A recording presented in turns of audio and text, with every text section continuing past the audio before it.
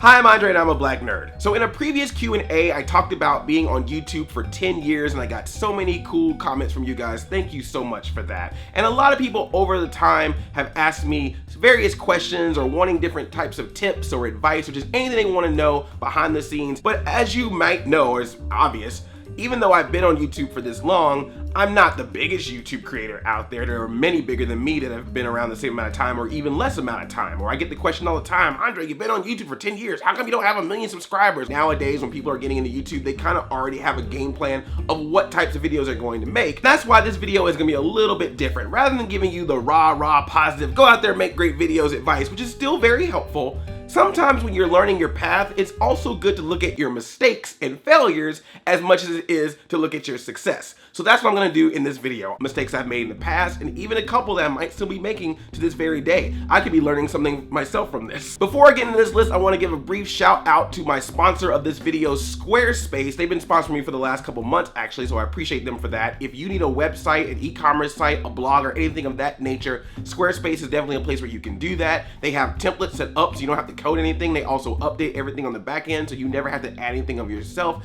other than the content that you want to make on it. They have 24 hours customer service. They got e-commerce set up so you can sell things. You can get a free trial, and if you use my URL squarespace.com/Andre, you get 10% off your first purchase at Squarespace. That's my little gift to you. So check them out, squarespace.com/Andre, get that 10% off, and let me see what your lovely new website looks like when you put it up. And now let's get into my failures, my mistakes, how I suck at YouTube. This is probably not gonna be a problem for anybody today because you can get 1080 HD 60 frames per second video on your phone nowadays. But back then, digital cameras were still kind of a rarity, or they were more expensive. So I was actually using a mini DV tape camera to make my videos, where I would have to film the videos on tape, all of my footage, and then I would have to plug that into a computer, play the tape in real time so it would all get ingested into my computer before I would start editing. Obviously, that takes a lot of time. It wasn't until I got the flip cam. Anyone remember the flip cam? That's when I was able to make videos a little bit more regularly because now I was using digital files as opposed to tape that had to ingest. Not saying you gotta go out there and get the best, as long as you got good audio, good video, and decent lighting, whether it's actual lights, you're standing in front of your window when the sun is out, whatever it takes, whatever you can make it work, just make it work to your advantage. Gaps in time of not making videos. When I first created my channel, I put a couple of videos up, but I wasn't really starting off making videos on a regular basis. I would make videos every once in a while when I just had an idea of something fun I wanted to do, like a music video parody or a sketch, something like that. It wasn't until I went to VidCon for the first time and I was meeting other creators and learning more about the space that I figured out that the really successful creators were making videos on a regular basis. And that's when I eventually started to make videos pretty much every week after that. For the most part. I'll get to that pretty soon. I don't feel any remorse or guilt about it, but there are times when I wonder how it would have been if I would have started off YouTube making videos on a regular basis rather than just making a few videos and then eventually doing it on a regular basis. Like if you go and look at my playlist by year, I think the first like 3 years are all in one playlist because that's how many videos I made when I first started. I was doing other stuff outside of YouTube. I would try out for acting things. I would do improv, I would do stand-up, and I would get projects every now and then. Some of you might remember I was on Movie Mob on Reel's channel. But what would happen sometimes is whenever I would get a project outside of YouTube, I would focus so much on that project that I would kind of leave YouTube behind. And that led to, during my time in YouTube, past the starting period when I was making things regularly,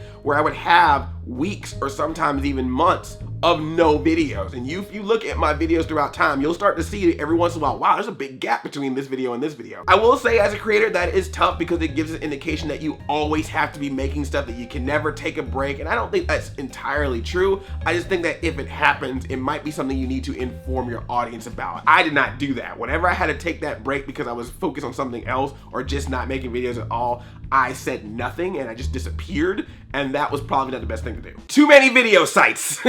Again, not really a problem today, but back in the day, there were so many competitors to YouTube and I was pretty much using all of them. I'm talking Rever, Blip, VO, Dailymotion, Vittler, I think, was one of them. Stupid videos. I think even Break or E-Bombs World was taking videos at a time. Even MySpace Video was around at the time. You could upload videos there. There was even a website where you could upload your video to the website and tell it to upload to like 20 other places at one time. Now, I'm not saying you can't be focused somewhere else, because we've seen even today that people are getting a large audience on Facebook or Instagram or Snapchat or what is it, Musical.ly? I'm not allowed on there because I'm too old. Twitch, Live Me, there's a lot of different places where you can be a successful person, maybe even more so than YouTube. But these places are now being more and more defined of you knowing what type of content you want to make in those locations. But what I was doing was making one video and spreading it across tons of places at the same time and hoping for the same result from every single one. And I was also very active on Rever and Blip because I was making more on those than YouTube to start. But there's a reason why they're not around anymore. Maybe that money was not supposed to go to me. It's supposed to go to maintenance for the websites. Sometimes you gotta hop in a site, know it's not gonna last that long, take the money and run. Balance of listening to others and myself has always been off. So over time, we got things like the YouTube playbook, you got networks that popped up in all these different ways where you were getting advice or information about how to do YouTube from other people. There were things where the YouTube playbook was like, hey, I can't confirm or deny that you should do this, but you should probably do this. And I was like, nah, I don't need to do this. And YouTube's like, all right, well, you know, have fun with that slow climb. It's the climb. In addition, you also had your comment section. You had people who were watching you for a long period of time who would say, this is what I want to see on your YouTube channel. And then you have yourself being the creative, the person that's like, I want to do this and I hope that my audience will accept that they want this because I want to do it. And when you're listening to all those voices combined, it can be really tough to decide how much you want to listen to each one. Sometimes people are going to tell you something that's exactly what you should be doing. And you have to sometimes put your pride away and say, you're right, I need to do that. And sometimes someone's gonna tell you something and you can be like, no, that don't work for me. Sometimes there's gonna be things that you can see and go, that would totally be successful if I did it, but I just personally don't wanna do it. And that's okay. You're not gonna have that same level of success by not doing it. But if it's something you personally feel like you cannot do, then so be it. Also, there's gonna be advice that you're gonna hear that's gonna work for some people versus others. At a certain point, you have to add your personal spin to it, and sometimes that personal spin can contradict some of the rules that you've been taught. So you really have to find that proper balance in between, something that you want to create, something that you think would be successful, and something that you think your audience would like. And that is a very hard thing to do, because at the end of the day, someone's not gonna get what they want.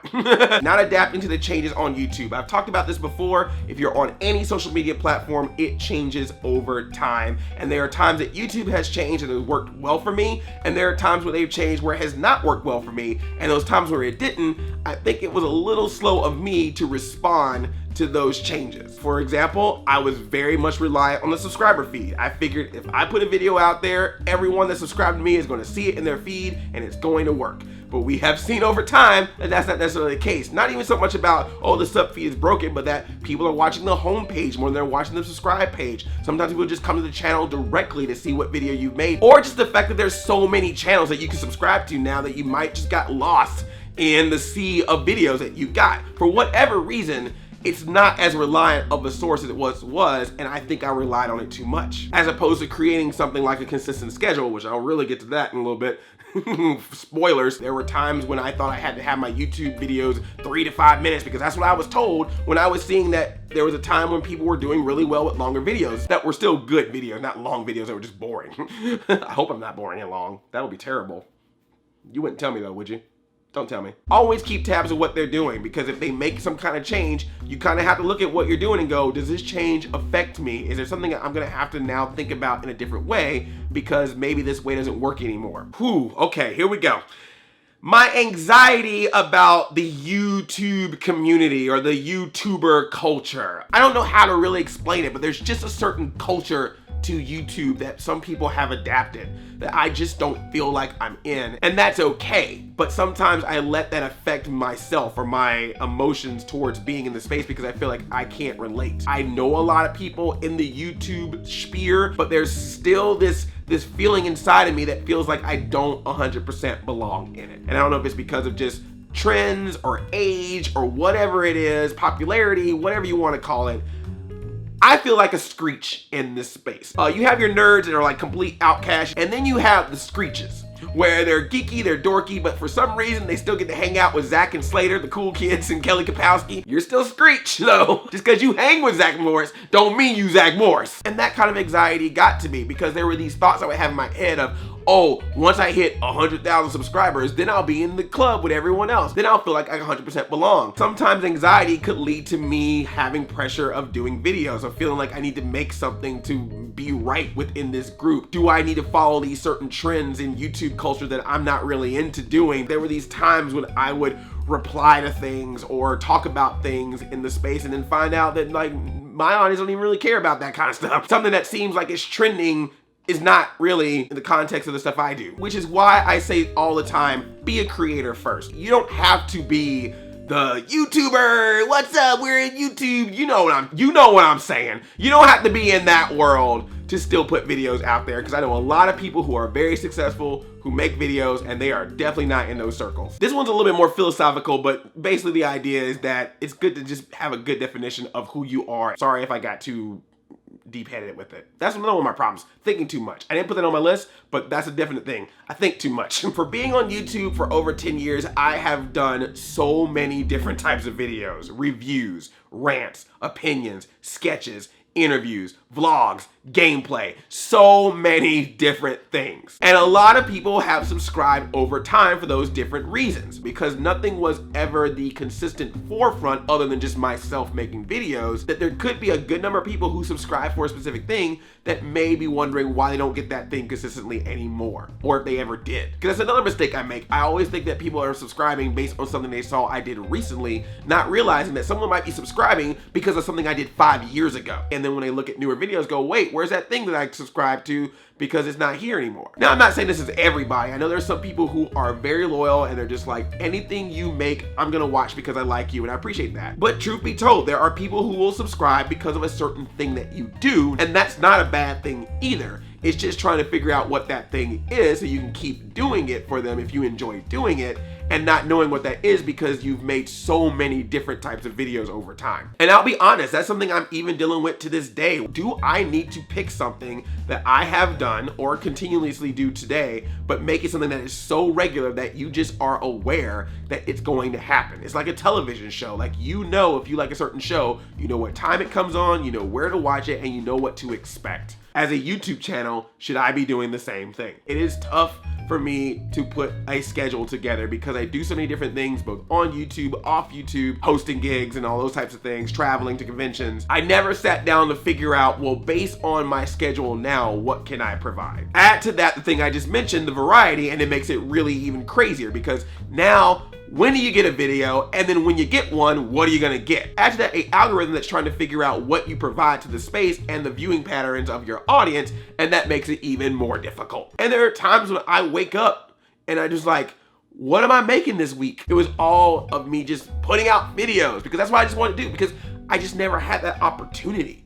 You know, YouTube and things like this are new to me. For some of you that are younger, this is something that is just part of your life. But for me, I grew up for years with nothing like this, and then all of a sudden someone just dropped a package that went, here's a way that you can make videos to the world instantly. And I've been very, very happy and very, very blessed and very, very lucky to have gotten as far as I've gotten, and I don't feel any remorse or any shame or any of that, like, oh, I wish I would have done this earlier. No, I don't feel that at all. It's just all just a learning process, because everything is about improvement to make myself better. How do I do it that's right for me as a creative person, to do something that I enjoy? For YouTube, to make sure that YouTube understands what they're getting from me, to know how to present it so it shows up. And for you, the viewer, to make sure you're getting something you're comfortable with. So whether you subscribed recently, 2 years ago, 4 years ago, 6 years ago, 8 years ago, that you're still feeling like you're getting that Andre of Black Nerd Comedy that you got from the first moment you click that subscribe button. And if you haven't clicked that subscribe button, I wish you would. Do it right now, it's free. Thank you so much for listening to this. I really do appreciate it. It's always nice to have this real talk with you, and I hope it, whether it's that you're trying to create a channel yourself or you just want to know how YouTube works a little bit more, that somehow my failures will lead to your success. And this is gonna be tough, but I really wanna ask this as a question to you. If there was something that can be done on a regular basis, don't mention like one random TV show and be like, just talk about that one show, because that show may not be around all the time. I'm talking about something that you feel like, if Andre did this all the time, I'm in. Again, no guarantees that's gonna happen, but I would just love to hear your feedback, because if you've gotten this far in the video, obviously you're dedicated to this channel and I really do appreciate it, so I definitely want to hear from you.